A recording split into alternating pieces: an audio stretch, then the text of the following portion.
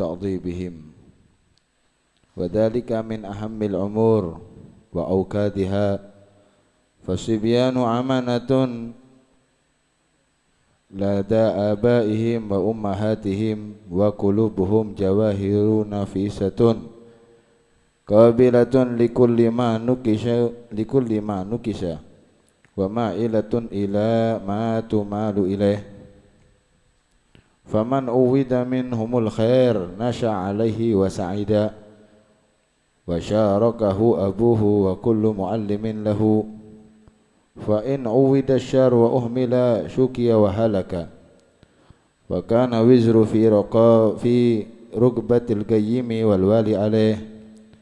وقال تعالى: يا أيها الذين آمنوا قوا أنفسكم وأهلكم نارا، فيجب على الأب والولي أن يؤدب صبيه ويهذبه بحفظه من قرناء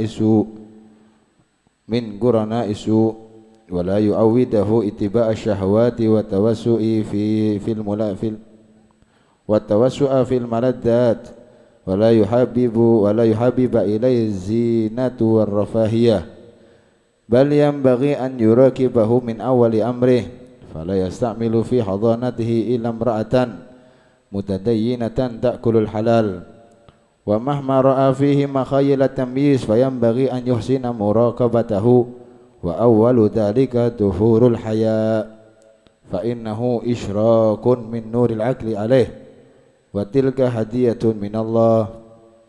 فالصبي المستحيي ينبغي أن لا يهمل، بل يستعان بحيائه وتمييزه، فينبغي أن يؤدب في الطعام، وأول ما يغلب عليه من الصفات وهو شره الطعام، ولا يأخذ الطعام إلا بيمينه، فليسمي الله وليأكل مما يليه، وليبادر قبل غيره، ولا يحدق النظر إلى من يأكل، ولا يسرع في الأكل، وأن يجيد المضغ ولا يوالي بين اللقم وأن يجيد المضغ ولا يوالي بين اللقم، ولا يلطخ يده ولا ثوبه، ويعود الخبز القفاز في بعض الأوقات، ويقبح عنده كثرة الأكل بتشبيه صاحبه بالبهائم، ويحبب إليه الإيثار بالطعام وقلة المبالاة به والقناعة مما يتيسر، ويحبب إليه ثواب البيت ويحبب إليه ثياب البيت،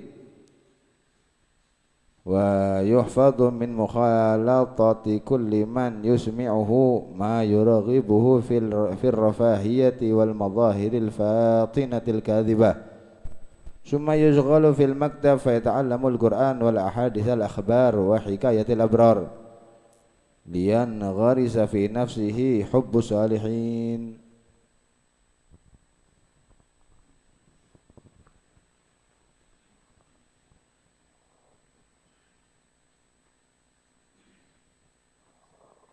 بسم الله الرحمن الرحيم. وقال متعن الله: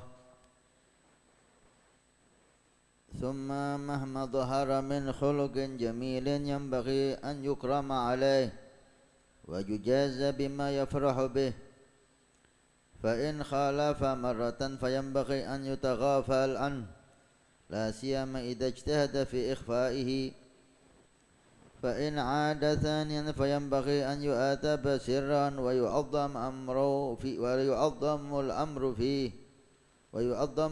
فيه، ويقال له: إياك أن تعود فتفتضح، ويبعد عن مظاهر الكسل، ويعود الخشونة في المفرش والملبس والمطعم، ويعود المشي والحركة والرياضة، وأن لا يكشف أطرافه ولا يسرع في المشي، ويمنع أن يفتخر بشيء مما يملكه والداه، أو بشيء من مطائمه وملابسه وأدواته بل يعود التواضع ويمنع أن يأخذ من الناس شيئا بل يعلم أن الرفعة في الإعطاء لا في الأخذ وأن الأخذ لوم ودناءة وينبغي أن يعود أن لا يبصق في مجلسه ولا يمتخط ولا يتثاءب بحضرة غيره ولا يستدبر غيره ولا يضع رجلا على رجل ولا يضع كفه تحت ذقنه ولا يعمد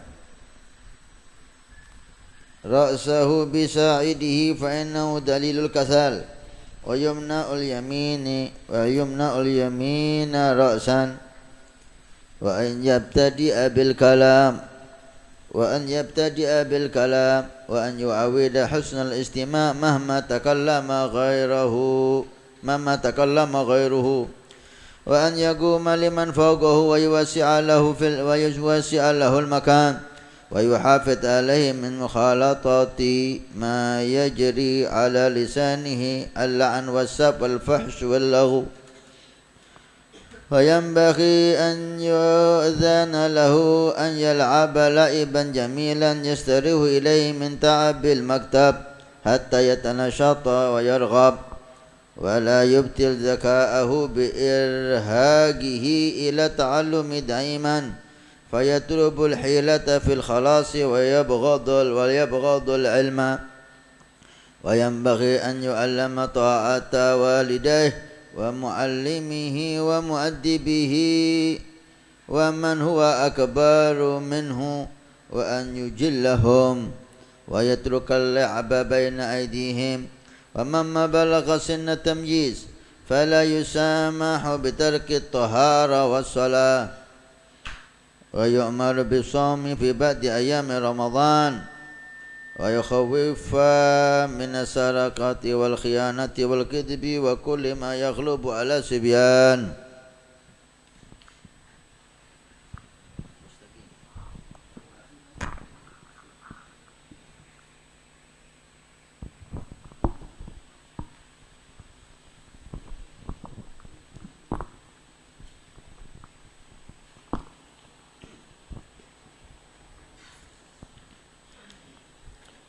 بسم الله الرحمن الرحيم قال متعان الله بطول حياته فمن وقع نشؤه كذلك فمهما قارب البلوغ أمكن أن يعرف أسرار هذه الأمور فيذكر له أن المقصود من الأطعمة التقوي على طاعة الله وأن الدنيا لا أصل لها وأنها دار ممر وأن الآخرة دار مقر وأن الكيس العاكل من تزود للآخرة حتى تعظم الدرجة عند الله وتعلو مرتبته ويتسع نعيمه في الجنان فإن كان النشؤ صالحا كان هذا الكلام عند البلوغ مؤثرا ناجعا يثبت في قلبه وإلا نبى قلبه عن قبول الحق نبوة الحائط عن التراب اليابس قال صلى الله عليه وسلم كل مولود يولد على الفطرة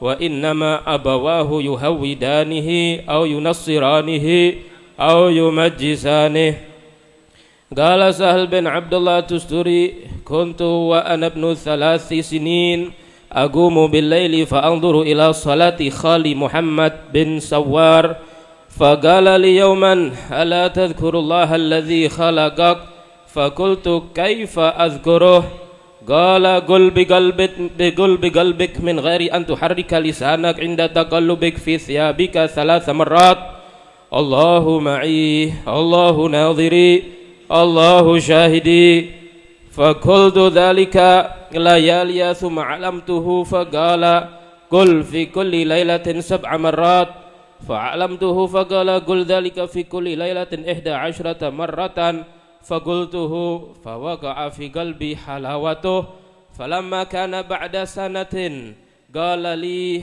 احفظ ما علمتك ودم عليه إلى أن تدخل القبر فإنه ينفعك في الدنيا والآخرة.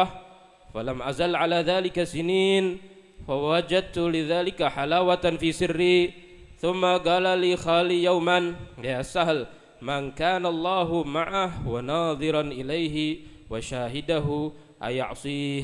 إياك والمعصية. فكنت أخلو بنفسي فبعثوا بي إلى المكتب فقلت أخشى أن يتفرق علي همي، ولكن شارط المعلم أني أذهب إليه ساعة ثم أرجع. فمضيت فتعلمت القرآن وحفظته وأنا ابن 6 سنين أو 7، وكنت أصوم وكنت من خبز الشعير.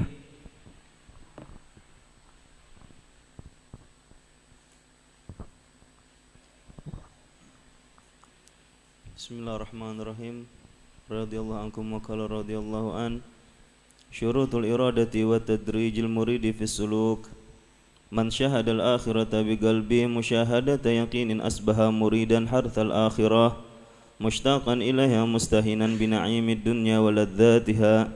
Fa inna man biyadi kharzatun fara'a jawharatan nafisah lam tabqa lahu fi kharzati raghbah wa qawiyat iradatuhu fi bai'iha bil jawharah. Wa man la yuridul akhirata fali'adami imanihi. ولست أعني بالإيمان حديث النفس والنطق بكلمتي الشهادة من غير صدق وإخلاص، فذلك يضحي قول من صدق بأن الجوهرة خير من الخرزة، إلا أنه لا يدري من الجوهرة إلا لفظها، فقد لا يترك الخرزة ولا يعظم اشتياقه إلى الجوهرة. فإذن المانع من الوصول عدم السلوك، والمانع من السلوك عدم الإرادة، والمانع من الإرادة عدم الإيمان وضعفه، وسبب ضعف الإيمان عدم الهدى المذكرين والهادين المنبهين على حقارة الدنيا وعظام الآخرة ودوامها. فإن تنبه متنبه إن بعثت له الإرادة في الآخرة وحرثها فليعلم أن عليه أن يقدم شروطا لرفع السد والحجاب الذي بينه وبين الحق، وهي 4: المال والجاه والتقليد والمعصية، فلا يتعلق قلبه بشيء من المال الذي لا يحتاج إليه ولا يضطره، وليبعد عن موضع الجاه بالتواضع وإثار الخمول، وليرتفع عن حجاب التقليد بترك التعصب والهوى، وليصدق في التوبة والخروج من المظالم. ومن لا يصحح التوبة وأراد أن يقف على أسرار الدين كان كمن يريد أن يقف على أسرار القرآن وهو لم يتعلم لغة العرب، فلا بد من تقديم اللغة ثم ترقي إلى أسرار المعاني، فكذلك لا بد من تصحيح الشريعة ثم ترقي إلى أسرارها.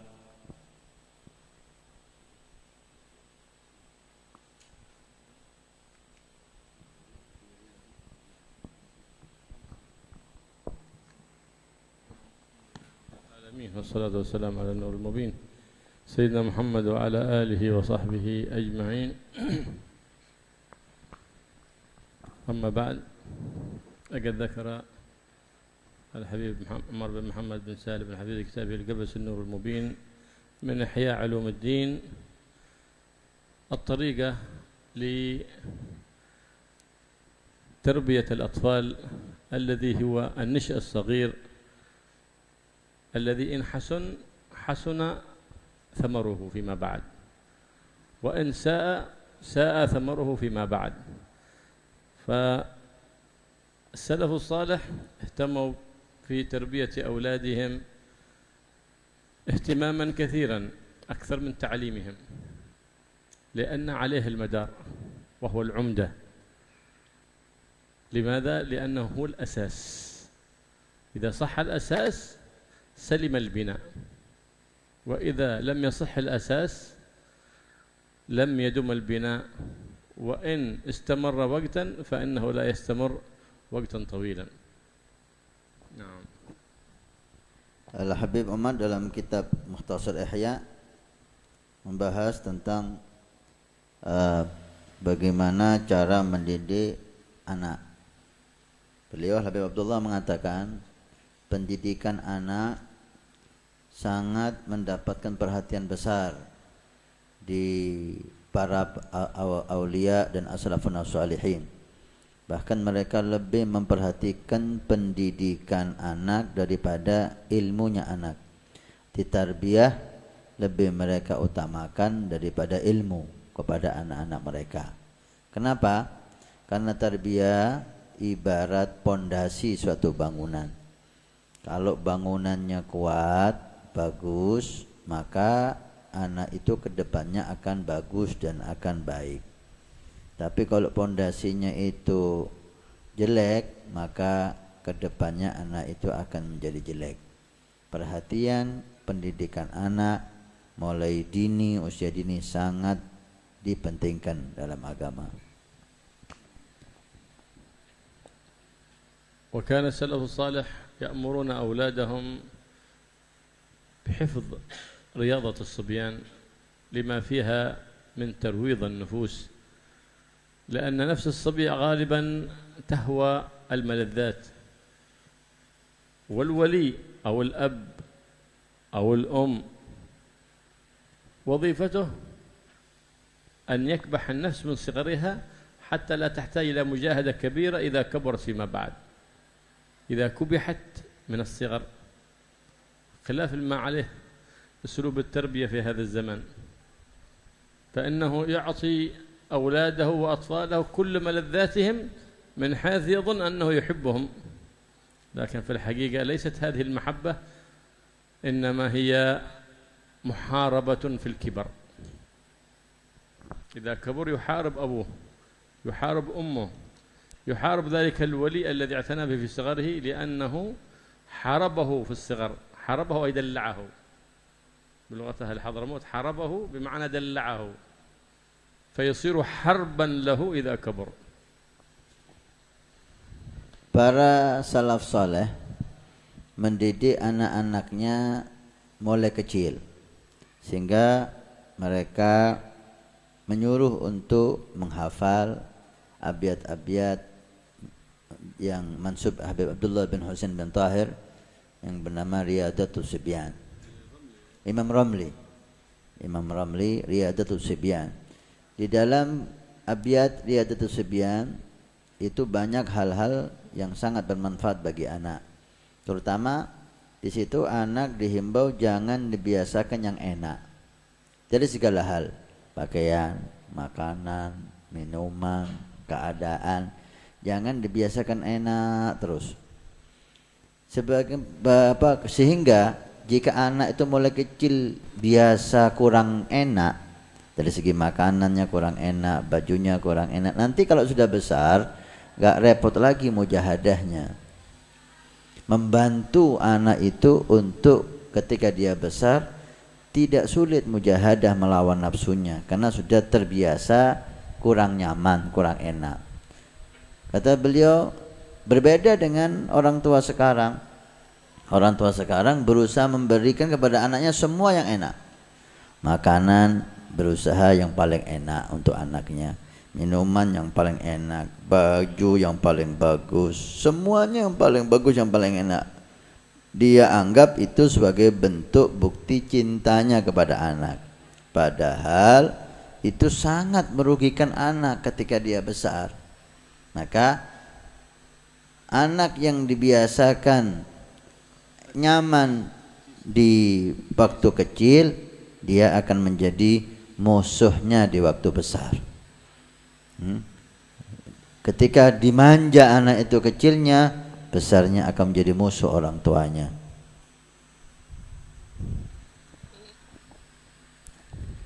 فإن صلحت الأم للحضانة والتربية الحسنة فذاك هو غاية المراد.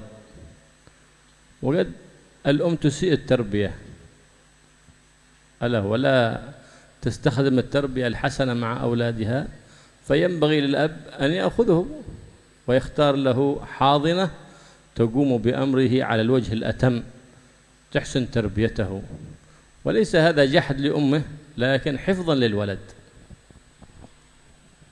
Kadang-kadang ada seorang ibu itu yang Masya Allah sangat pantas untuk mendidik anak.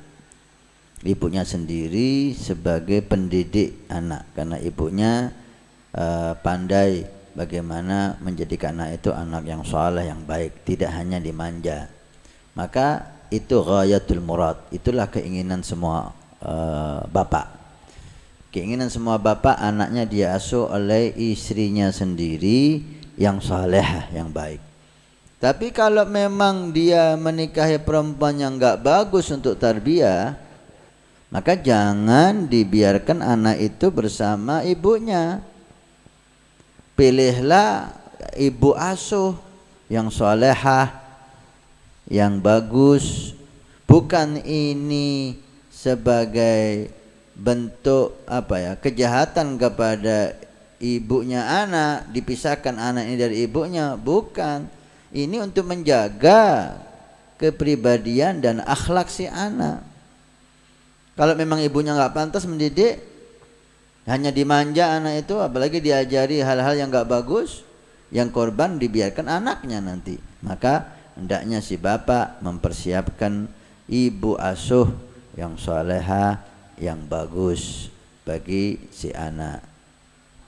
قال صاحب رياضة الصبيان فإن بغى منقوشا أو ملونا قل له هذا للنساء لا لنا. dikatakan مرعبة لها كذا، قل هذه أمور لا تصلح للرجال وشهامة بعض اللباس اللين لا يصلح لشهامة الرجال، قل له هذه للنساء لا لنا، هكذا يقول صاحب رياضة الصبيان. Imam Rami dalam Riyadhus Shibyannya mengatakan kalau anak kita laki-laki kepingin baju yang warna-warna, biru, kuning, baju yang halus-halus, katakan hadzal linnisa, warna-warna itu untuk perempuan, yang halus-halus itu untuk perempuan. Lalana, bukan untuk kita laki-laki. Laki-laki itu putih, laki-laki itu kainnya agak keras, kasar, itu cocok untuk laki-laki. Dididik mulai kecil. فإذا أراد أن يأكل الصبي ينبغي أن يأكل مع أبيه وليه، ولا يعطى الطعام سنديري سنديري، بل يأكل معهم حتى يرى كيف يأكل، يؤدبه كيف. أول يغسل يديه قبل الطعام، ثم إذا أراد أن يأكل كل بيمينك، ثم أراد أن يأكل ينظر من أين يبدأ أكله من صحنه، يقول كل مما يليك، لا تأكل ولا تمد يدك إلى ما ليس تحتك. ثم إذا وضع اللقمة في فيه أراد أن يأخذها قال له صغر اللقمة، صغرها لا تكبرها بحيث يمتلئ الفم كله. لا صغرها. أراد أن يأخذ لقمة أخرى انتظر حتى تمضغ ما في فمك، فإذا بلعته خذ اللقمة الثانية، وهكذا يتأدب الطفل. sedikit. Jika makan, jangan dibiarkan makan sendiri. Kasih makanan ditinggal, bukan kucing itu. Ajak makan bareng sama orang tuanya, sama pendidiknya, sehingga bisa belajar secara langsung praktek, bukan hanya teori. Ketika mau makan, ayo baca bismillah dulu, duduk, nah, cuci tangan, sudah, tangan kanan. Terus cara ngambil nasinya, jangan ngambil nasi dengan tangan besar sehingga mulut kamu penuh dengan nasi, itu nggak sopan, nggak sehat. Jangan makan kecuali yang di depanmu. Dididik anak itu, diajak makan bareng, sehingga di situ ada hananatul ab, ada kasih sayang ayah di situ, ada kebersamaan, ada pelajaran. Alangkah indahnya Islam. ويعوده بعض الأحيان مكان siang nasi buti، بعض الأحيان مكان siang nasi buti sama sate، بعض الأحيان nasi قبولي، بعض الأحيان nasi buti sama sayur. يعني لا يعوده دائما أكل الترفه، بل يعرفه أن هذه الدنيا أحوال متقلبة، يوم بسط في nasi sama sate، ويوم مرعبل nasi buti sama sambal. وهكذا أحوال الدنيا من الصغر يتعودها فيتأقلم مع الحياة إذا كبر. Dibiasakan anak itu jangan yang enak aja. Hari ini makan siang nasi sama sayur, besok sama sate, besok lagi sama tempe sama rujak, besok lagi sama gebuli. Artinya jangan enak tok, ya jangan ndak enak tok. Akhirnya lemes anaknya, nggak bergizi. Artinya diselang-seling gitu, kadang enak, kadang nggak enak, kadang enak, kadang kurang enak. Untuk apa? Untuk ngajari bahwa inilah dunia. Dunia itu kadang-kadang kita dikasih rezeki banyak, kadang-kadang sedikit, supaya terbiasa. Dunia itu kadang-kadang senang, kadang-kadang susah. Hati dunia berubah-ubah keadaan dunia. هكذا يتعلم الطفل من الصغر في أكله في لباسه. بعد ذلك إذا بدأ يميز حينئذ يشرق نور التمييز على ذلك الطفل، فيبدأ يميز بأن يأكل ويشرب ويستنجي لوحده. بدأ الآن يتهيأ لمرحلة التعليم. Pendidikan itu mulai kecil sampai usia tamyiz, ya sekitar 6-7 tahun. Setelah usia tamyiz, mulailah di situ start mulai untuk belajar, mulai ilmu yang akan diajarkan. Sebelumnya hanya pendidikan, sedikit ilmu. Tapi setelah 7 tahun tamyiz, mulailah dipusatkan untuk ilmu. لهذا قال سيدنا علي: لاعب ابنك 7. لاعب ابنك 7. Imam Ali mengatakan, laib, ajak anak kamu bermain sampai umur 7 tahun. Mulai usia 7 tahun ke bawah, ajak main ke banyak acara untuk main. وأدب ابنك 7. Setelah 7 tahun mulai dididik. Pendidikan, banyak pendidikan. وعلمه 7. Setelah umur 14 tahun berarti ke atas, ini konsentrasi ilmu. ثم بعد ذلك يكمل باقي تعليمه في مدرسة الحياة، فراقبه مثل ما يراقب الأخ أخاه. بعد 7. Setelah 7 tahun ketiga, وقت كوين هذا 21 وقت كوين وقت زواج ولا. Setelah 7 tahun ketiga, yaitu usia sekitar 21 tahun, maka anak kamu itu jadikan seperti teman.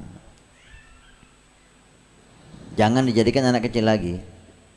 Karena umur 21 itu waktunya kawin sudah. Kalau 21 kawin, 22 waktunya dia jadi bapak juga. Artinya jadikan dia seperti teman sudah. Seperti teman dengan temannya, cara nasihati, cara ngomong. Jangan dikondisikan anak itu sudah umur 30 tetap dipikir kayak anak kecil tok cara ngomongnya, cara nyuruhnya. Ini enggak bagus. كذلك ينبغي من الصغر أن يعلم الثياب المحتشمة. لا ينبغي أن يمشي ولو في البيت بلا ثياب، كما قد يتهاون في ذلك كثير من الآباء والأمهات. Biasakan anak itu mulai kecil pakaian rapi, yang sopan. Walaupun di rumah, walaupun sendirian. Supaya dia terbiasa pakaian rapi. Enggak seperti sekarang ini. Dibiasakan anak itu ketika di rumahnya dibiarkan enggak pakai baju. Kadang-kadang kita jumpai anak-anak itu enggak pakai apa-apa, telanjang bulat di rumahnya. Bahkan sekarang bukan di rumah sudah ya. Sudah keluar telanjang bulat di latar, di teras. Bahkan sebagian sudah mulai telanjang bulat di sungai sudah. Wallah kayak kambing. Jegur lah, naik ke atas sungainya telanjang bulat, jegur lagi. Ini apa? Ini kebiasaan, tidak ada hishmah kata beliau, tidak ada harga diri di dalam, enggak tumbuh harga diri di dalam hatinya. فيعرف إذا رأى الخطأ يقول شوف هذا الذي يفعله فلان خطأ انتبه تعمل مثله. فإذا رأى صح أثنى على أهل الصح وأهل الخير وقال هكذا افعل مثل ما يفعلون، فأثني على أهل الخير فيتقي صورة الخير في باله، وذم أهل الشر وأفعالهم حينئذ تصدر صورة في باله فإن أهل الشر هؤلاء لا ينبغي أن يقتدى بهم. Ketika melihat orang jelek, maka katakan kepada anak kamu, itu loh yang dilakukan orang itu jelek. Bukan untuk menghina dia, tapi untuk ngajari si anak bahwa itu jelek, jangan kau lakukan itu loh, itu jelek. Ya dummu, dihinakan kejelekan itu di depan mata anak, sehingga tidak akan terlintas ingin berbuat itu. Ketika melihat hal yang baik, akhlak yang mulia, hendaknya dipuji di depan anaknya. Anakku, lihat itu anak itu ustadz itu bagus, itu akhlak itu bagus. Kalau kamu berbuat seperti itu, kamu akan bagus juga.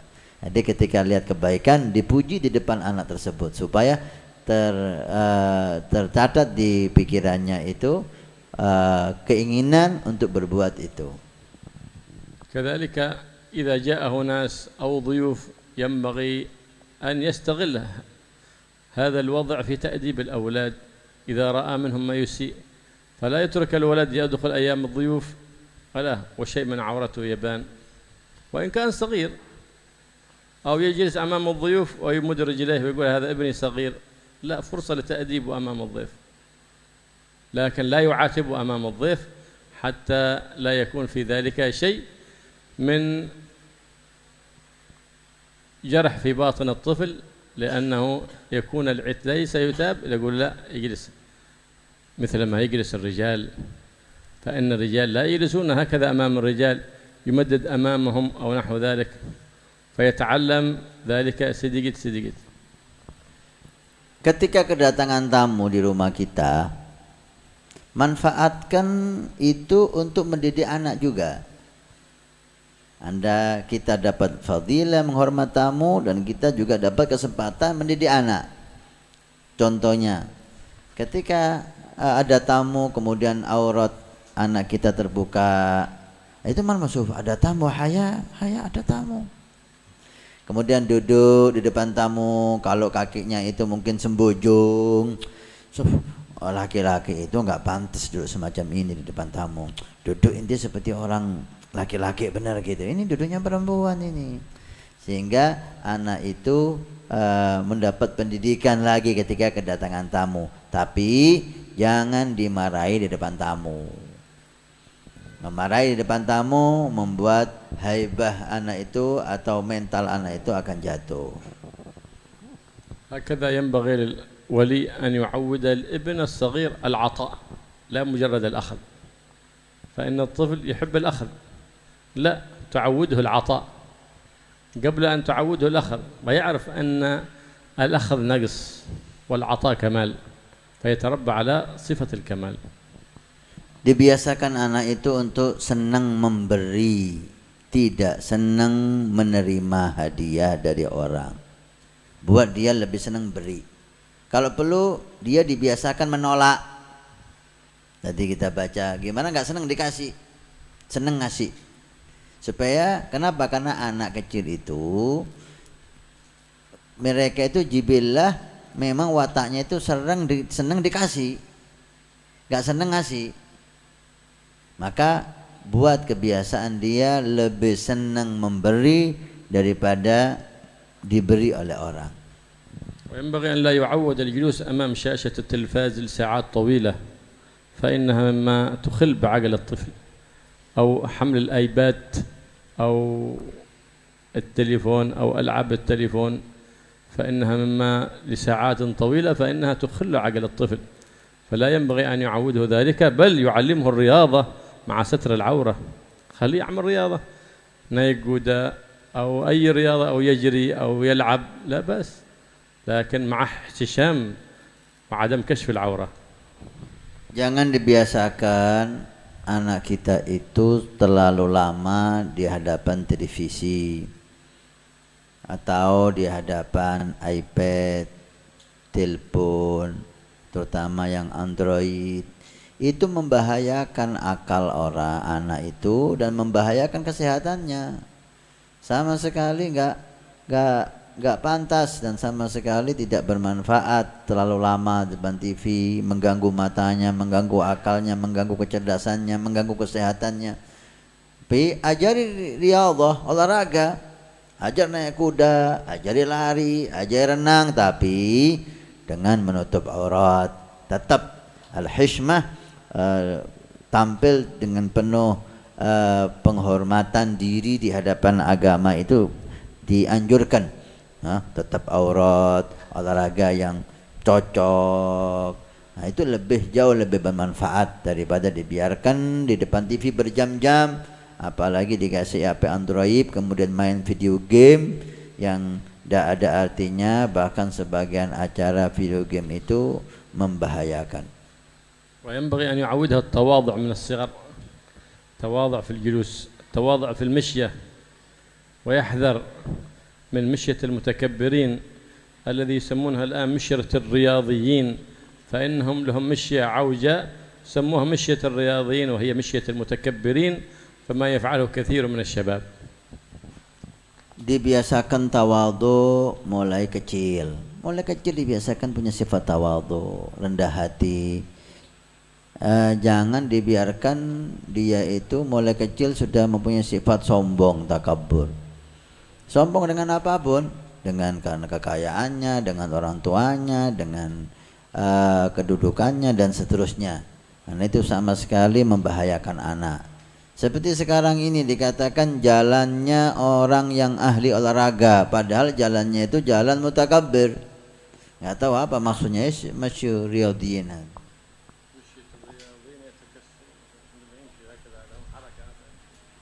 Nggak tahu, mungkin lagi-lagi هذه مذمومة، لكن الآن سموها مشية الرياضيين، يعني سبورت، مشية سبورت. jalannya orang ahli olahraga, jalan sambil olahraga, yamshi ma'ar riyadhah gitu. Alhasil bentuknya mungkin goyang-goyang, angkat kaki. يقصد بها التبختر أو يقصد بها الترفع على الناس أو إظهار شيء من الفضل. Maksudnya kejelekan yang jelek itu jalan dengan menunjukkan kesombongannya, keagungannya, kekayaannya, intinya berusaha tarafu 'alan nas, merasa di atas orang. Kan beda ya jalan orang tawadhu, rendah hati, dengan jalannya orang yang merasa di atas orang, mungkin sambil dadanya diginikan entah atau kepalanya diangkat, atau alhasil tergantung niatnya juga. وإن كان الطفل ذكرا يعود الجلوس مع الرجال ولا يترك لفترة طويلة مع النساء ولا في الدراسة، كذلك إذا كان بنت يعود الجلوس مع النساء ولا تعود الجلوس مع الرجال. ومما دخل عليه أعداء الإسلام أن خلطوا الأولاد الصغار بالبنات الصغار من الصغر، ثم قالوا نميز بينهم في الكبر. لا، هذا يتعود الطفل من الصغر، عرفت؟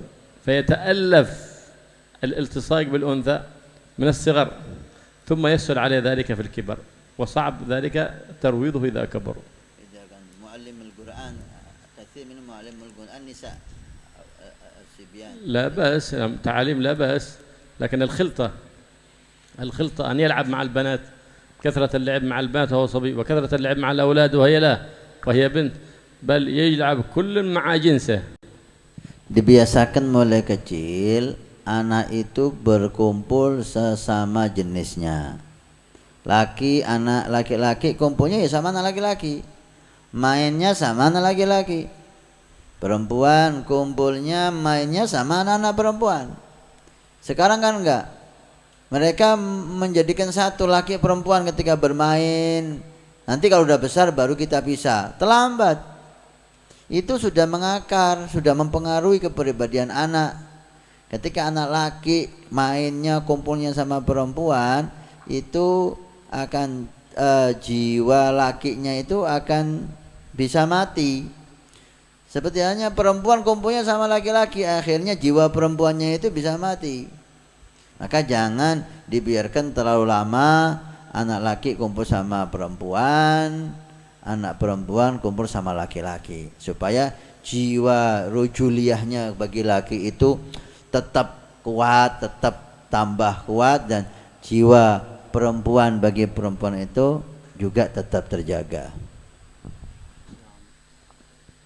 وكذلك ينبغي له أن يعود حسن المعاملة مع الآخرين والتأدب في المجالس. إذا حضر مجلسا ينبغي له أن لا يرفع صوته، إذا كان احتاج إلى تمخط يدير رأسه ولا يتمخط بصوت مرتفع كما يألف كثير حتى بعض من الكبار فظنوها الصبيان أنها من السنة فيتمقط في حضرة الناس. هذا من المعيب من الكبير، فيظن الصغير أن هذا من السنة في المجالس. لا، هذا من المعيب في الصغر وفي الكبر كذلك. لكنه إذا كبر الإنسان بلا أدب فإنه من أين بيعلم الأدب؟ من لم يتأدب لم يؤدب. Juga ketika duduk dibiasakan cara-cara yang baik, gerakan-gerakan yang enggak sopan seperti tamakhud, buang ingus di depan orang. Sebagian mengatakan ini sunnah. Sunnah mana? Ini enggak sopan sama sekali. Gitu lah. Nah, kalau sudah mulai kecil dibiasakan enggak sopan, buang ingus, riak, khak di depan orang. Kalau udah besar bagaimana dia bisa mendidik orang?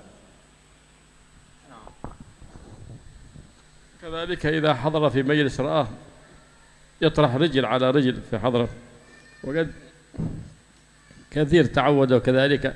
ما ينبغي أن يطرح رجل على رجل في حضرة من هو أكبر منه.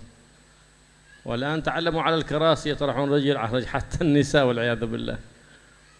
وصار شيء طبيعي ولا ينبه عليه ولا شيء، يطرح رجل فوق رجل.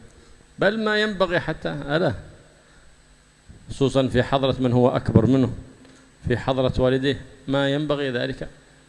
نعم، طرح رجل على رجل. Dan juga jangan sampai posisi duduknya diatur, terutama di depan orang yang lebih tua, di depan gurunya, di depan orang tuanya. Seperti yang sekarang ini dianggap udah biasa, kaki di atas ditaruh di atas kaki. Dan ini terjadi bahkan sama perempuan. Kadang-kadang biasa. Sering kita lihat itu kaki ditaruh di atas kakinya, yang kanan taruh di atas kaki yang kiri. Karena biasa dianggap itu hal yang wajar gitu, padahal itu posisi kurang sopan. كذلك لا يعود جلسة المدحورين المذمومين، جلسة المدحورين، فأن يجلس هكذا أو يقول هكذا. هذه جلسة المدحور المذموم، ما ينبغي أن يعود الطفل عليها لأنها منهي عنها. Juga ketika duduk diajari adab, jangan duduk seperti duduknya orang malas. Apa duduk orang malas? Tangannya gini kan, terus senden atau gini. Hasil posisi-posisi yang membuat posisi orang malas.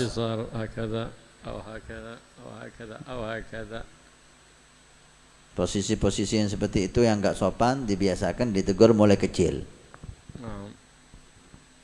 وهكذا يعلمه لا يتقدم على من هو أكبر منه علما أو سنا حتى يربى على تعظيم الكبير للنبي محمد صلى الله عليه وسلم. ليس منا من لم يوقر كبيرنا ويرحم صغيرنا. Dibiasakan menghormati yang tua, baik tua dari sisi ilmunya lebih banyak walaupun usianya lebih muda, atau tua dari usia umurnya lebih tua. Dibiasakan jangan jalan di depannya, duduknya yang sopan di hadapannya. وإذا غلط الطفل يوما ينبغي أن يتغافل عنه أولا، خصوصا إذا كان الطفل يستحي مما فعله. لا تباشره تقول يا قليل الأدب فعلت كذا، لا، تغافل عنه أولا، خصوصا إذا ما فعله أمامك بالمباشرة لكن عمله بالتستر. أولا تغافلت عنه، ثم ثانيا كرره نبهه عليه ولا تكثر العتاب. ثم إذا أنكر لا تلجئه إلى اليمين، لأنك تلجئه إلى عادة قبيحة. إذا أراد أن يحلف يمين يقول لا تحلف، حتى لا يتعود اليمين ويسهل عليه بعدين صادقا، ثم يسهل عليه بعد ذلك كاذبا. Jangan anak itu dibiasakan didiamkan ketika bersalah. Tapi jangan kesalahan pertama langsung ditegur. Apalagi kesalahan itu dia lakukan sembunyi-sembunyi. Kadang-kadang kita perlu mendidik anak itu dengan pura-pura enggak tahu. Kalau kesalahan itu tentunya enggak fatal dan tidak sering dia lakukan. apalagi baru pertama kali dia lakukan dan dia lakukan dalam keadaan sembunyi. Dalam cara mendidiknya kita pura-pura nggak tahu, taghafal anhu. Tapi kalau diulangi 2 kali maka ditegur tapi sirran, pelan-pelan. Jangan ditegur di depan umum. Dan jangan dibiasakan anak itu untuk membela diri dengan sumpah. Kalau anak itu biasanya kalau merasa orang tuanya nggak percaya, sumpah iya, demi Allah iya. Nah, mungkin dia benar, tapi larang untuk bersumpah. Jangan sumpah, Abah percaya. Jangan sumpah, Ibu percaya. Penting kamu jangan bohong. Karena kalau udah biasa sumpah, walaupun dia benar sekarang, nanti akan dia berani bersumpah dalam keadaan dia bohong.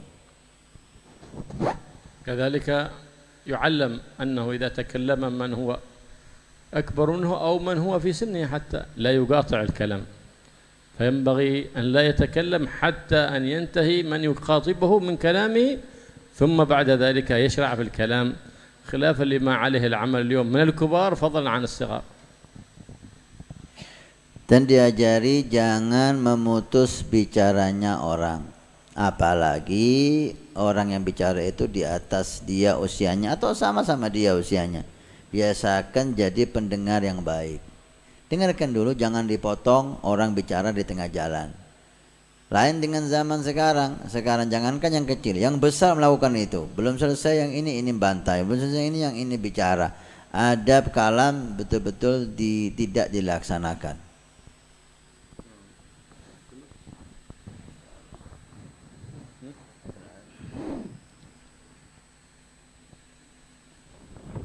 Sampai di mana kita tadi?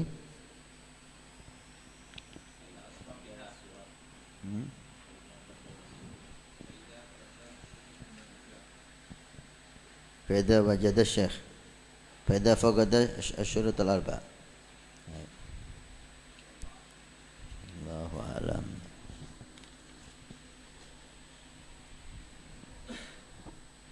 Kalau ada yang punya alamat itu yang warna-warna, coba disiapkan nanti anak-anak ya, diwarnai semuanya, dikasih, dibeli itu, ditempeli warna semuanya yang kecil-kecil itu.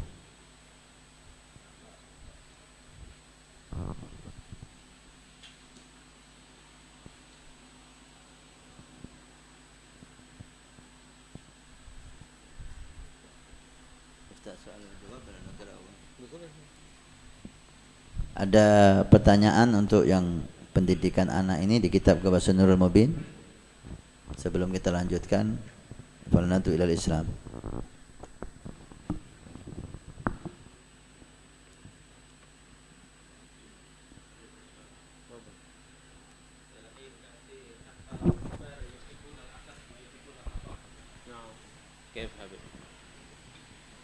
هذا كما قلنا هذا خلق يتعوده من أصل التربية. فكيف نحن يأتي إلينا طلبة كبار ثم يطلب منا تربيتهم؟ فإذا طلب منا تربية الكبير فأول ما نأمره أن يأتي لنا بقلب الصغير ليعود غصنا رطبا ثم يلين. أما إذا جاء بنفس الكبير فإنه لا يتعلم ولا يتهذب. إذا جاء كبير والنفس كبيرة ما يتهذب، لكن الكبير يتهذب إذا جاء بنفس الصغير، فإنه يعود لينا رطبا فيتأقلم على الأخلاق الحسنة. فلهذا خلق هذا نحن أول ما نبدأ في معاهدنا في طلبتنا في أولادنا التهذيب الأدب، لأنه أساس العلم، فلا بركة في علم لا يصحبه أدب. Ada pertanyaan dari Habib Afif, gimana sekarang ini jangankan yang kecil senang dikasih, yang besar pun sekarang ini senang dikasih, gak senang ngasih. Nah itu kata beliau, ini akibat ketika usia kecil dibiarkan, ketika usia kecil gak dididik sehingga sampai besar semacam ini. Maka sulit lagi kalau orangnya besar, tua, kemudian nafsunya juga besar, maka repot. Yang manfaat itu orang yang nafsunya kecil. Kalau nafsunya kecil, baik itu anak kecil maupun orang besar, itu masih bisa diarahkan, masih bisa dididik. Kalau orangnya tok yang besar, tapi nafsunya seperti nafsunya anak kecil besar juga, ya sulit.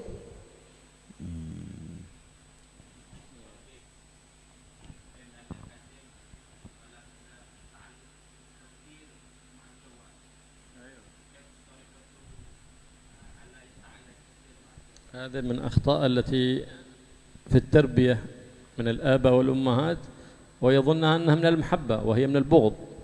يتركوا أو المضرة ظاهرة أولا من ضعف البصر وضعف السمع وخلل في العقل، هذا مضرة ظاهرة.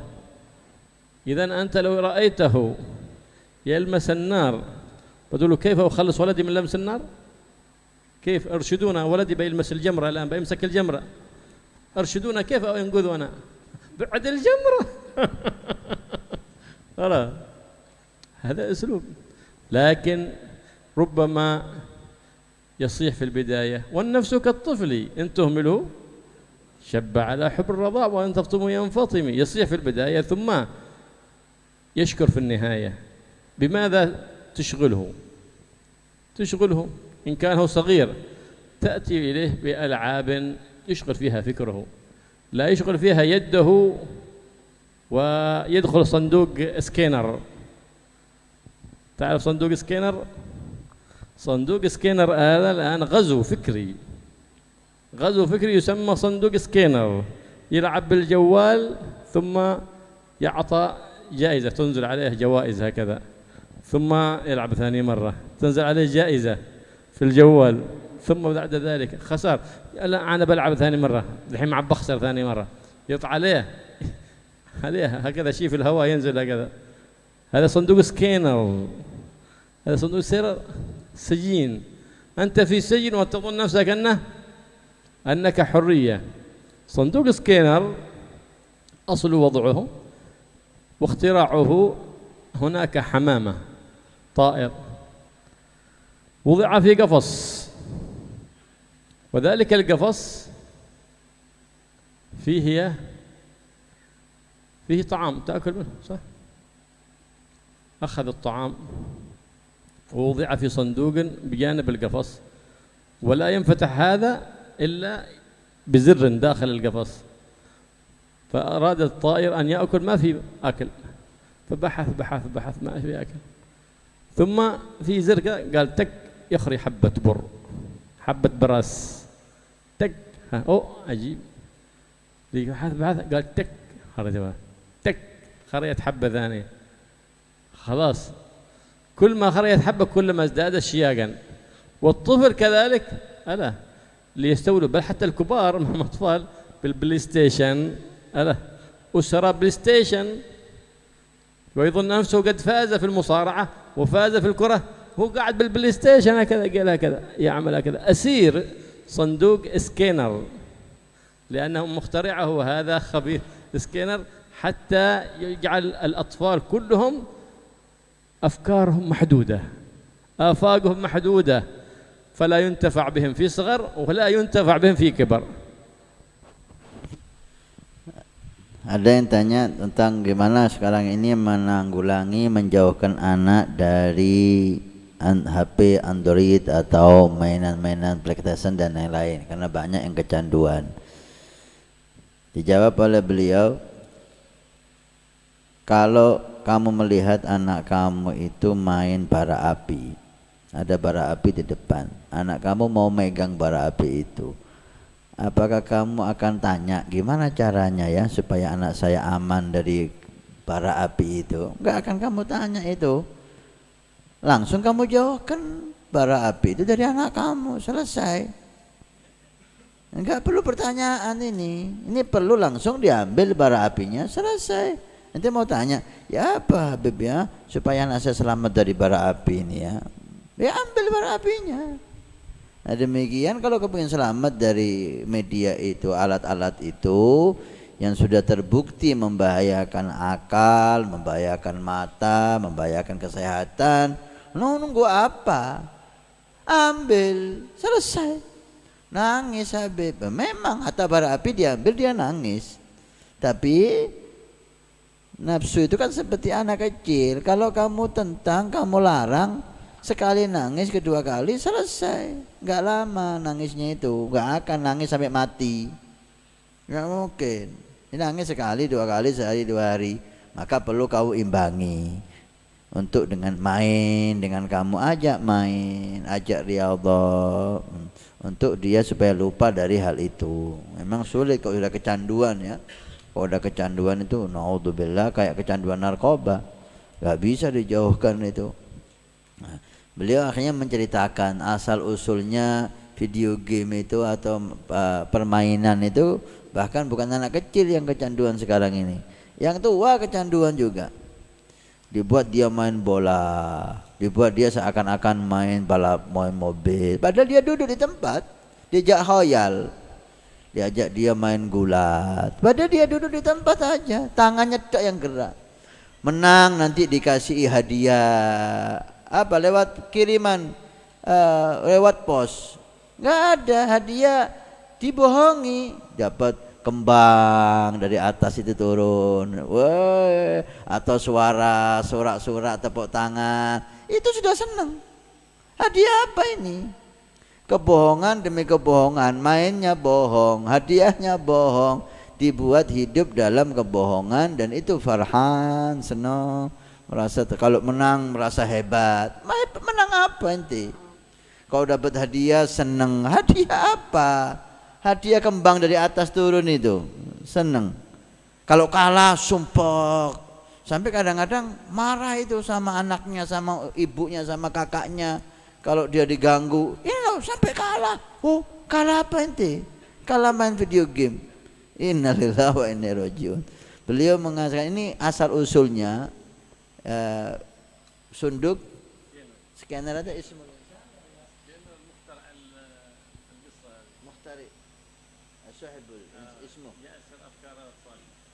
ada namanya sunduk scanner. Katanya beliau itu scanner itu nama orang yang buat ini.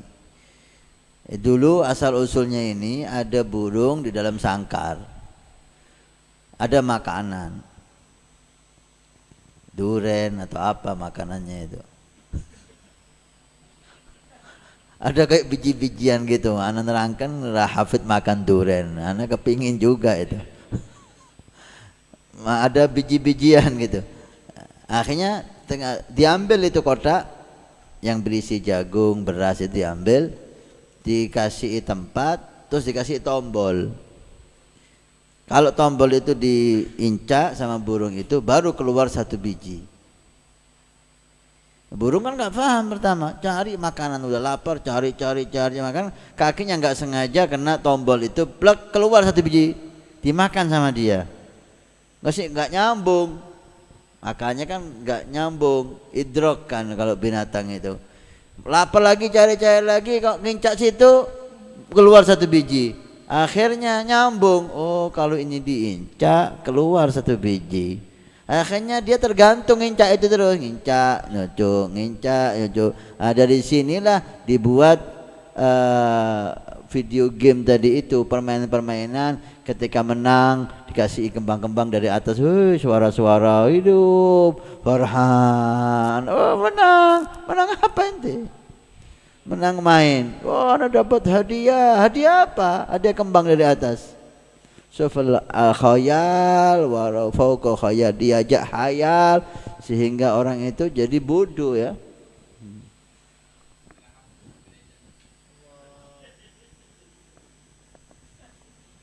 Ya, halas ya. Ya, kita baca kaifan nad'u ilal Islam sampai di mana?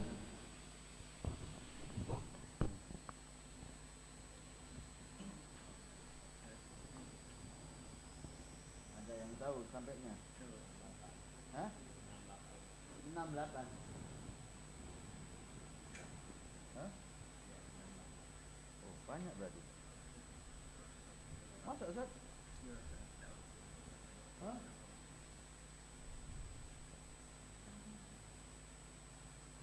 Belum ah. Belum sebanyak ini ah. 10 10. Terlalu ulamanya kok jauh. Terus soalnya lisan jauh. Apa ini? Tambah parah lagi nih. Kasih. Biar baca dia. Halaman 10 ya.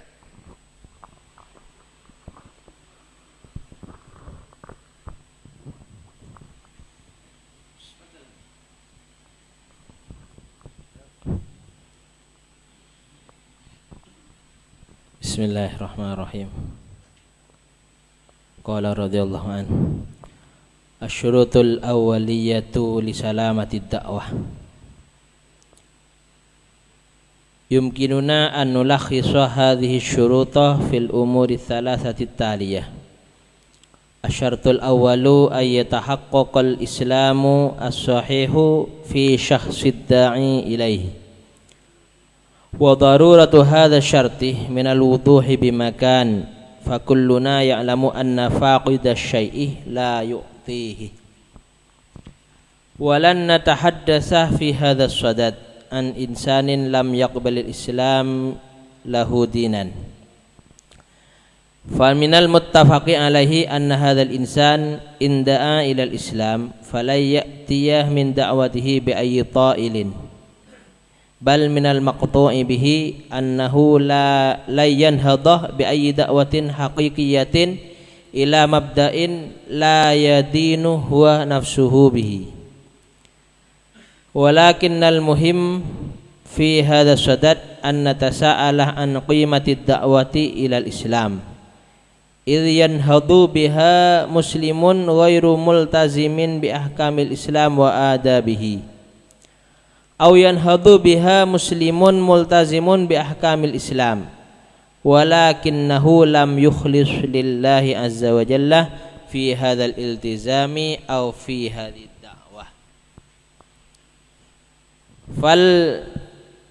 fal ta'lam annal muslima alladhi la yaltazimu juhda istita'atihi bi ahkamil islam aw yaltazimu wa la yakunu madfu'an ila dhalika talaban li mardatillahi ta'ala wahdah la yakunu amaluhu fid da'wati in huwa qama biha illa kaman yaftahu sanabira miyahin ala haudin taraka masrifal miyahi maftuhan fi qa'rih qad yatajamma'u syai'un minal ma'i fihi walakinnahu ailun ila dhihabi wadhiya wadhaya walakin kaifa dhalik walimadha inna ad-dafi'a alladhi min sya'nihi an yuhayyijal muslimah wa yunhidahu ila da'watin nasi ila al-islam huwa bidzatihi ad-dafi' alladhi min sya'nihi an yuhayyijahu ila al-iltizami bi ahkamihi wa adabihi wal ikhlasi fi dzalika liwajhillahi wahdah. Wa min huna yatahaqqaqu talazumu bainahuma nadhran ila annahuma far'ani li aslin wahid fala yatahaqqaqul aslu bidunihima wa la yatahaqqaqu wahidun minhuma bidunil akhar. Fa in ra'aita ma hadha insanan nashitan fil qiyami bi a'ya'id da'wati ila Allah ta'ala walakinnahu mutahawinun fi amri nafsihi wa ilzamihi iyyaha bi ahkamihi wa amirihi azza wa jal fa'lam annahu madfu'un ila nashatihi hadha bidafi'in akhar ghairi dhalikal asli ar-rabbani alladhi idha wujida la budda ayyatafarra'a anhu kullum minal iltizami as-sadiqi al-mukhlisi fin nafsi والدعوة إليه في صفوف سائر إخوانه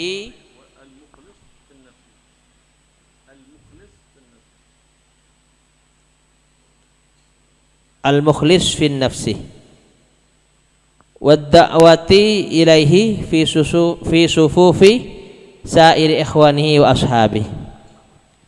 وما أكثر الدوافع الأخرى التي تحمل صاحبها والحالة هذه إلى نشاط عجيب في حقل الدعوة الإسلامية قد يذهب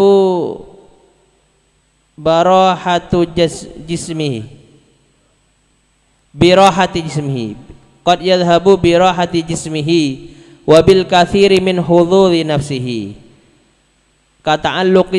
كتعلق بالزعامة أو سعي وراء مصلحة أو طلب للثناء أو تسخير الدين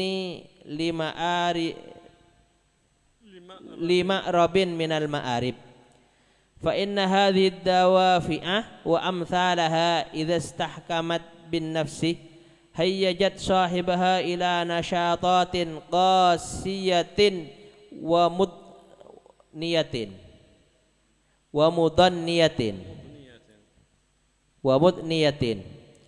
يتحملها وهو جزلانه تعلقا بالآمال التي يترقبها فيما بينه وبين نفسه. وأيا كان فإن شيئا من عمل مثل هذا الداعي لا يأتي بثمرة حقيقية باقية بل ربما لا يتركه على المدى البعيد إلا آثارا عكسية تسيء ولا تصلح وتبعد ولا تقرب. ثم إن والصلاة والسلام على ربنا سيدنا محمد وعلى آله وصحبه أجمعين. أما بعد، قال الشيخ البوطي في كتابه هكذا فلندعو إلى الإسلام: الشروط الأولية للدعوة إلى الإسلام. فإن كل من هو من دعوة الإجابة عليه أن يكرس همه في دعوة أهل الدعوة من أمة النبي محمد صلى الله عليه وآله وسلم. لخص لنا هذه الأمور في ثلاثة شروط للدعوة الأولية للإسلام.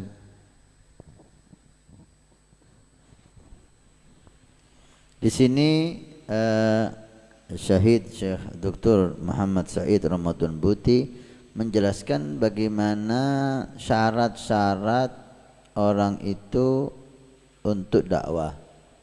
Jadi berarti enggak semua orang mampu bisa untuk dakwah dengan benar. Seperti halnya sholat ada syaratnya, kalau sah bagus syaratnya maka sholatnya benar. Demikian juga dakwah ini ada syarat-syaratnya. Kalau syaratnya dilanggar maka dakwahnya juga tidak benar. Beliau kumpulkan syaratnya menjadi 3. الشرط الأول أن يتحقق الإسلام الصحيح في ذلك الداعي.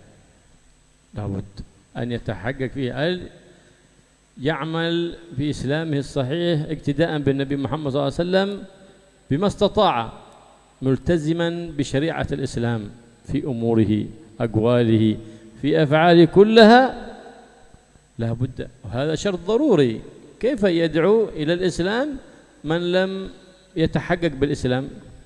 ليس معه من الإسلام إلا في كاتب مسلم فقط، وليس له من الإسلام غير الديانة مسلم فقط. كيف يدعو إلى الإسلام؟ Syarat pertama, dan ini yang utama, hendaknya dai, orang yang mengajak ke dalam Islam itu dia harus yatahaqqaq, sudah menerapkan Islam di dalam dirinya.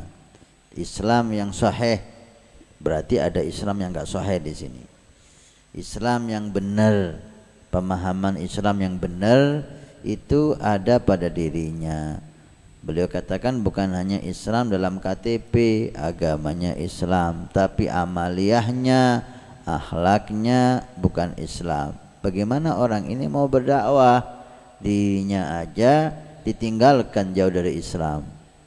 نعم فإنه وإن دعا إلى الإسلام هذا بلسانه لكن ينهى عن الدخول الإسلام بأفعاله كما نرى الآن كثير من الدول الإسلامية في العطلة الصيفية يهاجرون إلى بلاد الكفر فيكون أفعالهم أفعال كفار أخلاق الكفار يشينونها منهم بل يزدرون ثم يستعينون بذلك على هدم الدين.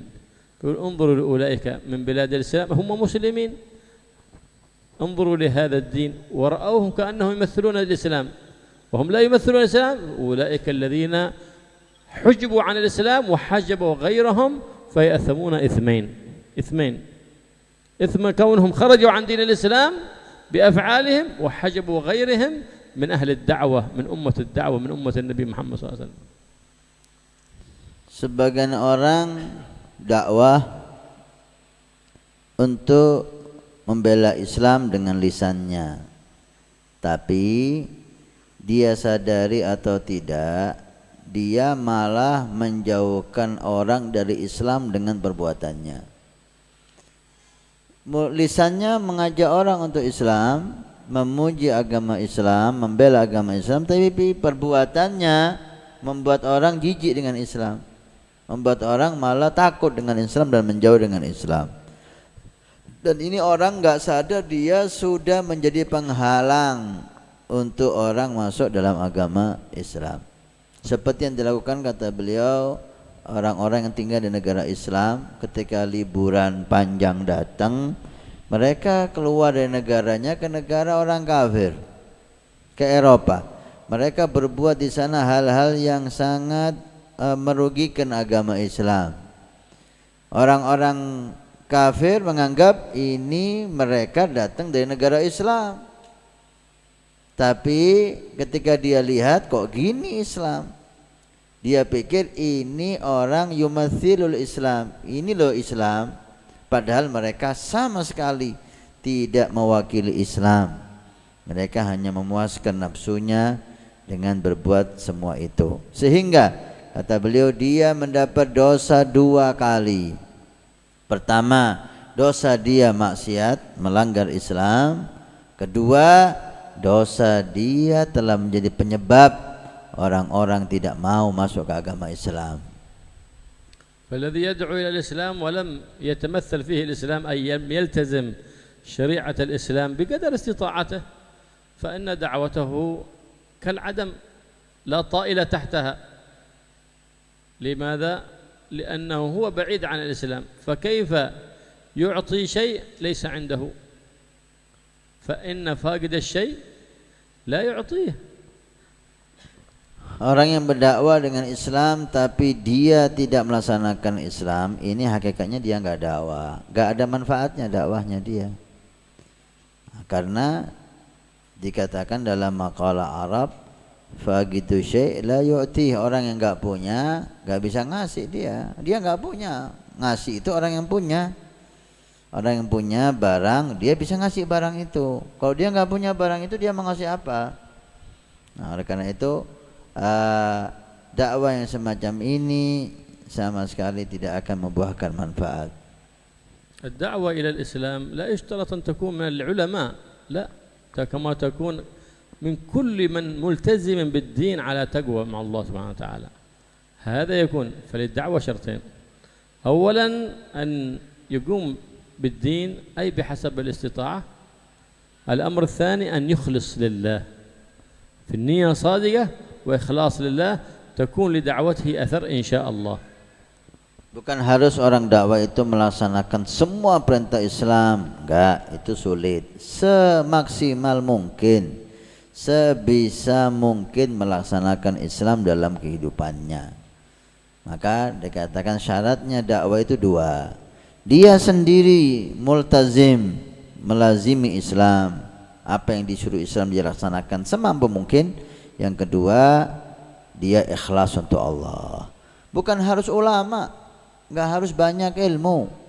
Yang penting dua itu. Dia melazimi akhlak Islam dan dia ikhlas untuk Allah. فانظر إلى الطبيب الذي ينهى مرضاه عن شرب الروكو ويقول لهم أنه سبب رئيسي في السرطان وأمراض الرئة كذا كذا كذا كذا وعلبة التمباك في جيبه. لا أي مريض يستمع لكلامه أبدا. ليه؟ لأنه هو شارب روكو فلم يستجب، وهو مرض قاتل لا شك فيه، لكن لم يستمع أحد لكلامه. هكذا ينبغي للداعي للإسلام أن يمتثل أولا ثم يدعي، أن يخاطب نفسه أولا ثم يخاطب غيره لتكون لدعوته أثر. ولا شك أن الإنسان يجب أن ينهى غيره، يجب أن ينهى غيره وإن لم ينتهي هو يجب عليه، لكن لتكون للدعوة أثر لابد أن تبدأ بنفسك أولا حتى يكون لكلامك قبول ولفعلك أثر.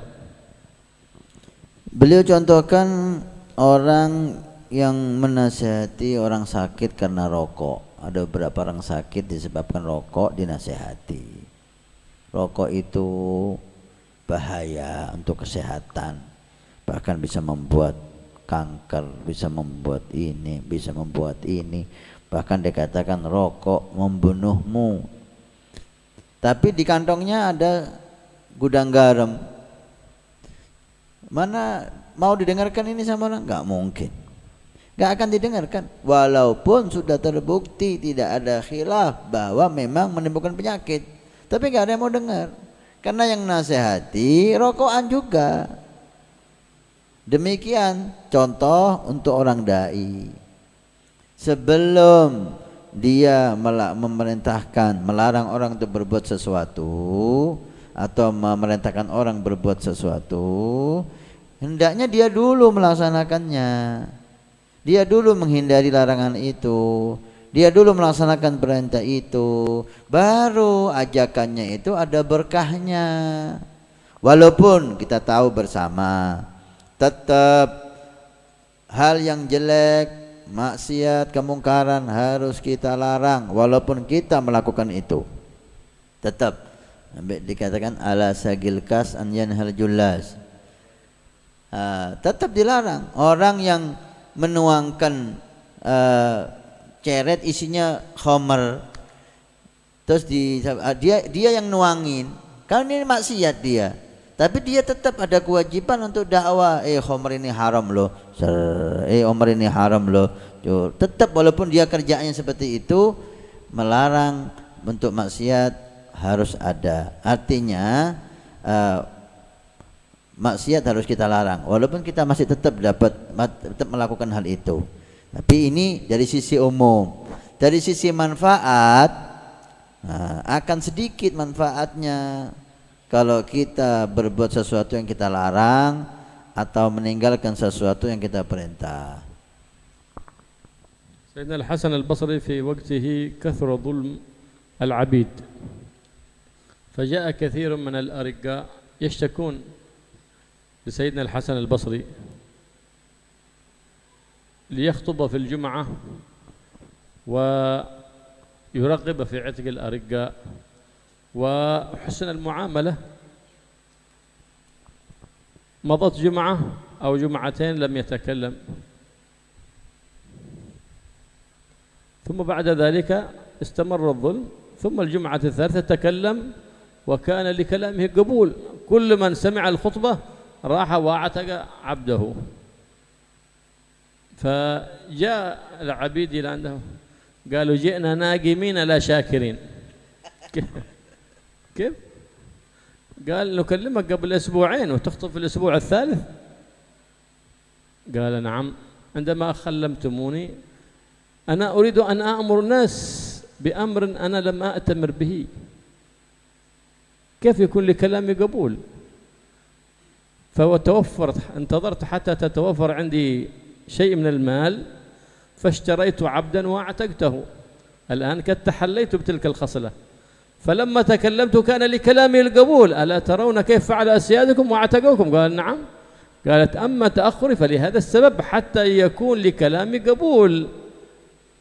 فإذا تحقق المتكلم بالكلام كان لكلامه أثر في الأسماع وانتقش ذلك في قلوب المستمعين. Pernah di zaman Hasan Basri, di zaman beliau itu banyak budak, banyak perbudakan.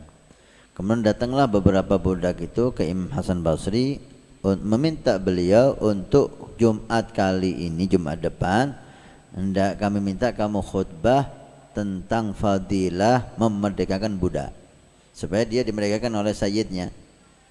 Enggak, insyaallah. Pulanglah si budak itu. Kemudian Imam Hasan Basri ditunggu Jumat ini ketika sholat enggak pidato masalah fadilah memerdekakan budak. Jumat kedua tidak bicara tentang itu. Sampai Jumat ketiga baru dia bicara tentang fadilah memerdekakan budak.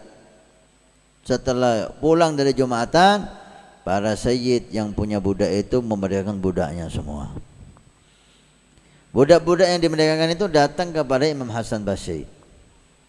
Tapi dia mengatakan, kami datang kepada kamu sekarang setelah dimerdekakan oleh tuan-tuan kami.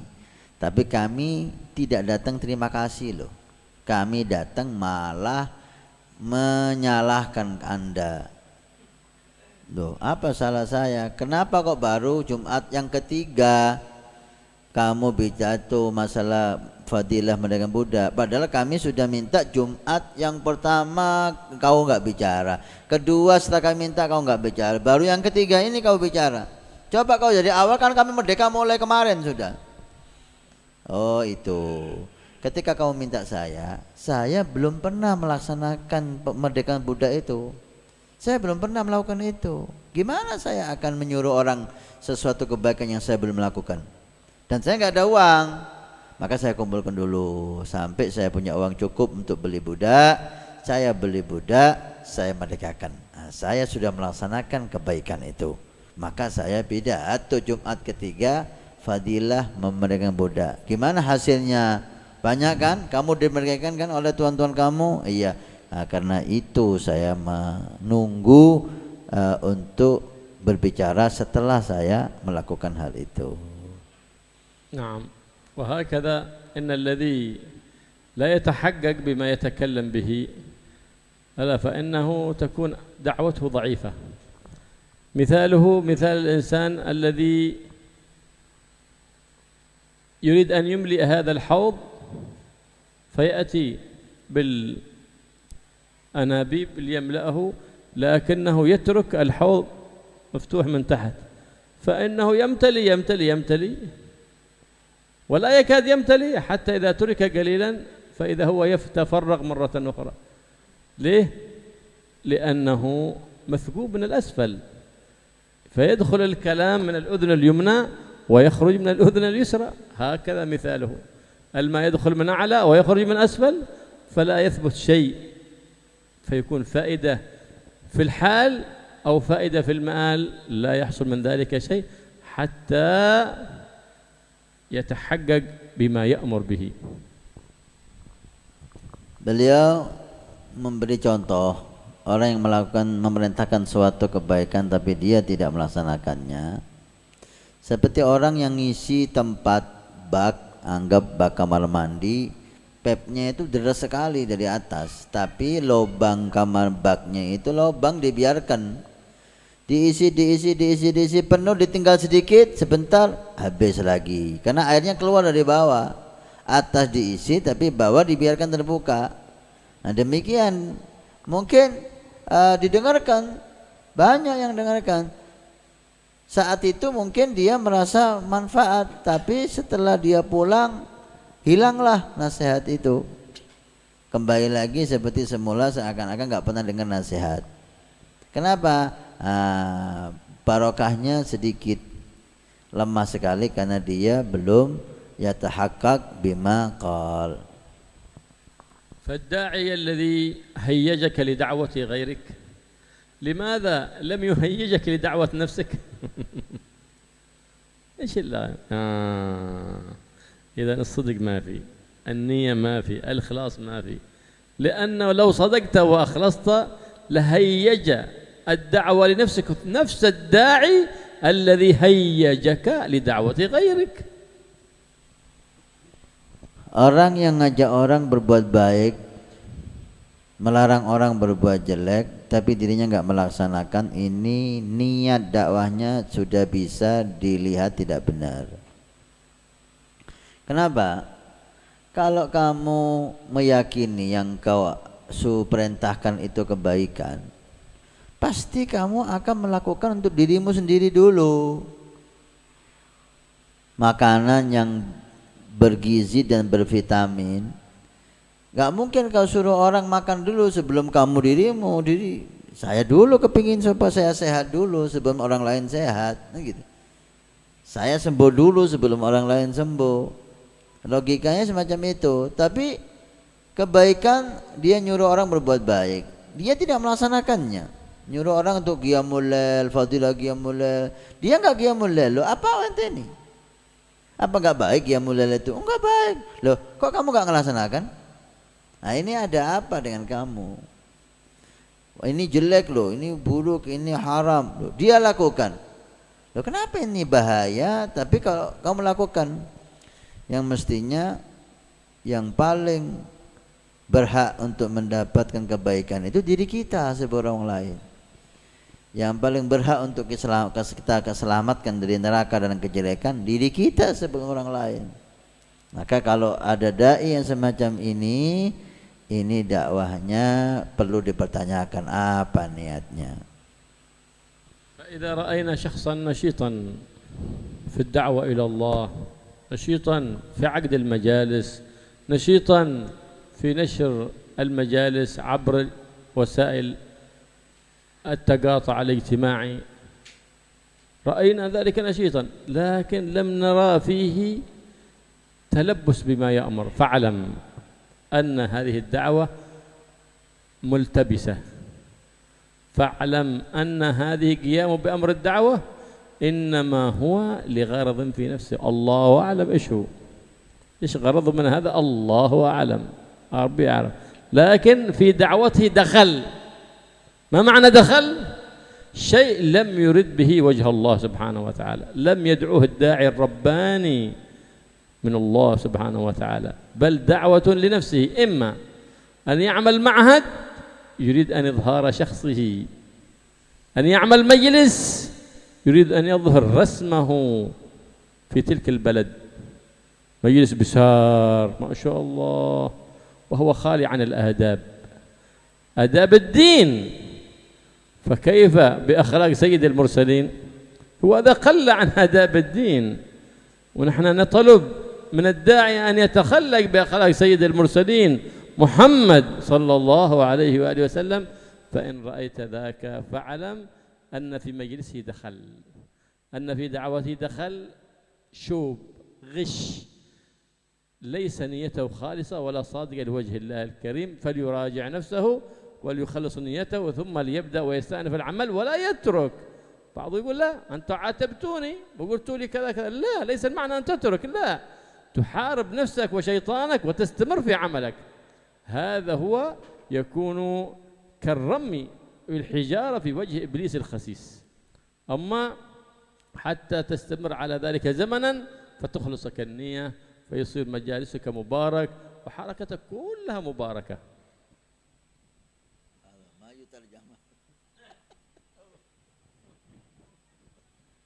Allah, ini kena saya ini.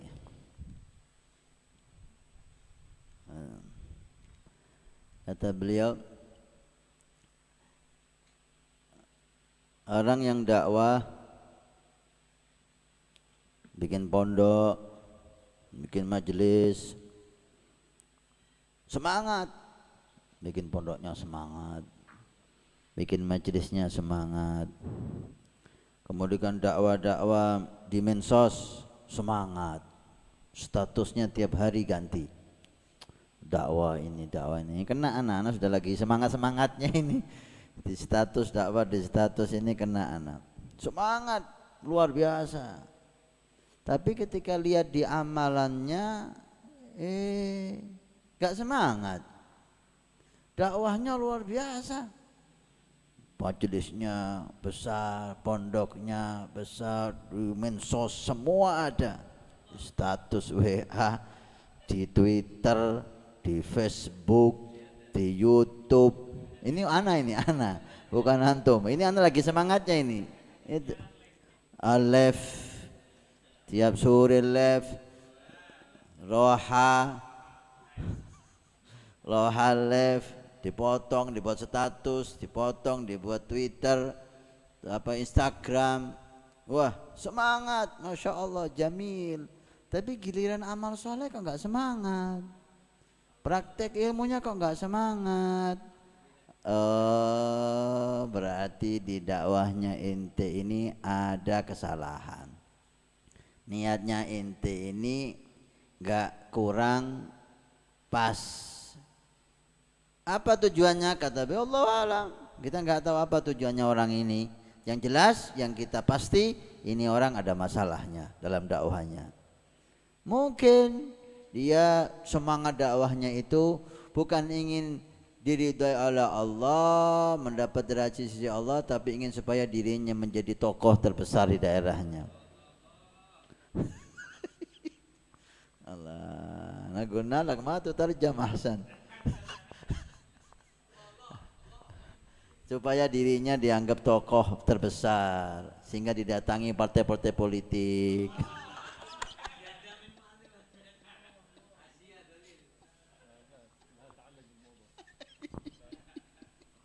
Allah. Kata beliau, ini omongan bukan berarti untuk ente tinggalkan dakwah itu. Lah, itu salah. Jangan ditinggalkan, teruskan itu bagus. Tapi perbaiki dirimu, gitu loh. Jangan kamu rela ridho dengan keadaanmu yang sekarang. Lu kami ini udah bagus, sudah dakwah, berapa banyak orang sadar, berapa banyak orang dengarkan, ngambil manfaat. Tapi jangan kau biarkan dirimu semacam ini. Perbaiki keadaan kamu ini. Kadang kita ini ingin para dai itu, kata beliau, nutalibuhu bi'adabin nabawiyah. Kita ingin dia itu adabnya seperti Rasul, akhlaknya seperti Rasul. Ya Allah, kita hampir putus asa untuk minta dia hal itu, karena adab diniyah dia sudah kacar-kacir. Adab agama aja tentang Islam, halal haram itu sudah dia kacar-kacir. Kita mau minta dia adab nabawiyah sangat jauh. Maka sekali lagi, bukan ini membuat kamu tinggalkan Facebook kamu, Twitter kamu lah. Ini nyindir saya ini Habib ini. Takallam alai. Tapi alhamdulillah kita disuruh terus ya. Terus tetap, tapi kita perbaiki. Ini semacam ini supaya kita tahu diri kita. Supaya tahu diri kita. Jangan kita tertipu dengan pujian orang. Jangan kita tertipu dengan sanjungan orang. Kadang orang itu husnudzon sama kita. Dibilang ulama, dibilang wali, dibilang ini ya. Ketika dengar semacam ini, ya Allah, jadi kepet kita ini. Kita ini masih jauh. Nah, dengan demikian kita bisa tahu diri, dan penghormatan orang membuat kita malu kepada Allah Subhanahu wa taala. Perbaiki, kata beliau, dengan kamu terus berdakwah semangat seperti itu dan memperbaiki dirimu, kamu telah melempar bara api di mukanya syaitan. Kalau kamu berhenti, senang syaitan. Atau kamu biarkan keadaan kamu semacam ini, senang syaitan. Tapi kalau semangat dakwahnya tetap, tapi kau perbaiki keadaan kamu, ini yang diharapkan. Kamu telah melempar bara api di mukanya syaitan. فإن من قواعد ساداتنا سادات القوم سادات الصوفية يعدون من الكبائر من يقصده الناس لأعز ما عنده وهو يقصد الناس لأخس ما عندهم. هذا من الكبائر في طريق القوم. يقصدونك لأعز ما عندك. إيش أعز ما عندك؟ دينك، علمك أعز ما عندك. يقصدونك الناس ليلتمسوا ذلك، وأنت تقصد أخس ما عندهم. إيش؟ ما لهم وجود الجاه بينهم، محبتهم، فأنت قصدت الخسيس وهم قصدوا العالي. المفروض بالعكس، إذا قصدهم العالي أنت تكون أعلى، ما هم يقصدون العالي وأنت تقصد الداني. إذن هم المشايخ وأنت التلميذ وليس العكس. Kata beliau termasuk dosa besar di para sufiah itu. Kemarin tadi saya ngomong sama beliau, saya baca, ini mau saya tanyakan sama beliau. Ashkal alaina di Hikam Habib Abdullah Haddad, Hikam yang ke-100 apa 100 sekian. Nah, dikatakan min akbaril kabairi zahiran wa batinan, dosa besar di antara dosa-dosa besar, zahir dan batin. Apa? Mereka datang kepada kamu untuk mendapatkan akhirat, sesuatu yang mulia dari kamu, agama kamu, ilmu kamu, cinta kamu kepada Nabi. Mereka ingin cinta sama Nabi lewat kamu, mereka ingin dekat sama Allah lewat kamu, mereka ingin ilmu yang manfaat lewat kamu, mereka ingin taubat lewat kamu, mereka ingin sesuatu yang mulia dari kamu, tapi kamu menginginkan sesuatu yang hina dari mereka. Mereka ingin akhirat dari kamu, kamu ingin dunia dari mereka. Sebetulnya ini sebaliknya. Kalau mereka ingin akhirat dari kamu, sesuatu yang mulia, kamu harus menginginkan yang lebih mulia dari mereka inginkan. Kalau mereka ingin masuk surga, kamu dengan hadirnya mereka di majelis kamu, dengan dekatnya mereka pada kamu, kamu ingin firdausul a'la, lebih tinggi dari mereka. Jangan kamu lebih rendah dari santri kamu, lebih rendah dari orang yang hadir majelismu. Mereka ingin surga, hadir dengan kamu, ingin dekat sama Nabi, ingin akhirat, ingin selamat dari neraka. Kamu menginginkan dunia dari mereka, kamu jual mereka untuk dunia. Ini yang guru ini siapa mestinya? Bukan kamu yang guru itu, mereka yang guru, kamu yang santri itu. Karena semangatmu jauh lebih rendah dari semangat mereka. وهكذا ينبغي للداعي إلى الله سبحانه وتعالى أن يهتم بأمرين: إصلاح النية والصدق والإخلاص مع الالتزام بتعاليم الإسلام ليكون لدعوته أثر. ليس يشترط للدعوة كثرة العلم، لا يشترط ذلك، لكن يكون مخلصا لله. ما هو ينشط في الدعوة من شأن بعد كم سنين كذو يناوي أن يقدم للانتخابات حتى يكون رئيس في البلد، كما قد رأينا في هذه الأيام كثير يظهر بالدعوة والتدريس هكذا. ليس المراد ذلك حتى يظهر ويشتر عند الناس ثم يقدم كرت الانتخابات، هذا هو مقصوده. فلهذا ترى ما يفعله ذلك الشخص المضرة على الدين وعلى أهل الدين أكثر من النفع الذي حصل منهم في العاقبة، لأن العاقل هو اللي ينظر للعاقبة والأحمق الذي ينظر تحت قدمه. Syarat dakwah di samping ikhlas niat, kemudian mengetahui yaltazim bidin, dirinya dulu memulai, dan cara yang benar itu menjadi syarat utama untuk dakwahnya itu manfaat ke depan. Sebaliknya, kalau orang dakwah sudah ada niat bikin majelis setahun, 2 tahun, 5 tahun, mencalonkan diri jadi DPR, jadi ini. Nah, ini niatnya sudah nggak ikhlas, ini bikin acaranya itu nggak ikhlas. Atau untuk mencalonkan orang lain, dirinya nggak mencalonkan tapi mencalonkan orang lain, ya sama aja. Nah, niatnya itu kurang ikhlas. Maka orang yang agil itu lihat manfaat ke depan. Tapi orang bodoh, kata beliau, lihat manfaat yang ada di bawah kakinya. Manfaat sekarang, besok apa katanya besok, bulan depan apa katanya bulan depan, tahun depan, yang penting sekarang saya dapat manfaat. Nah, ini orang bodoh, kata beliau. Orang agil lihat manfaatnya itu ke depan, lihat manfaatnya itu di akhirat.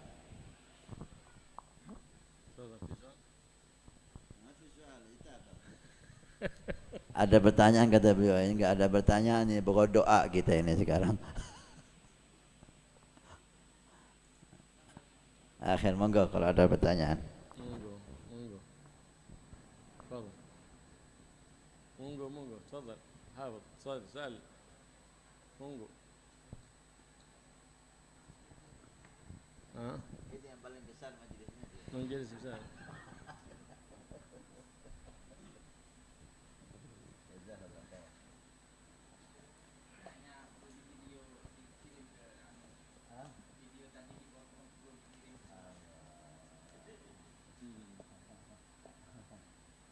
كريم فيديو أو فيديو كريم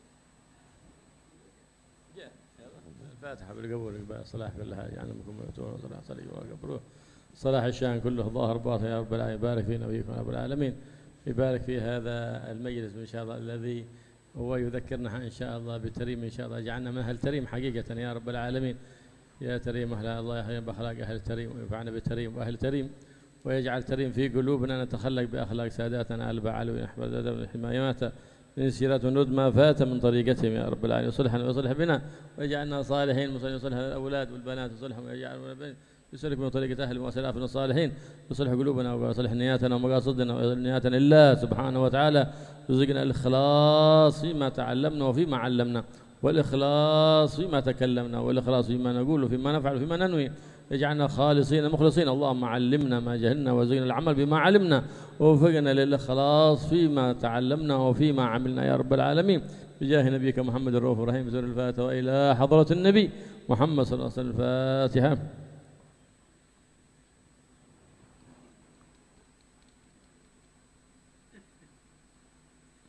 ضالين آمين آمين. الحمد لله رب العالمين. ربنا تقبل وتبنا وغفرنا وسلم شاكر يا رحمن يا حي يا قيوم يا ذا الجلال صلى الله عليه وسلم. الحمد لله رب العالمين.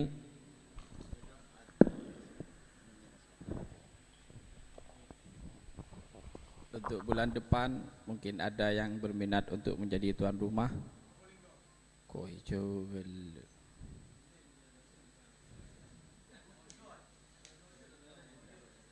Kama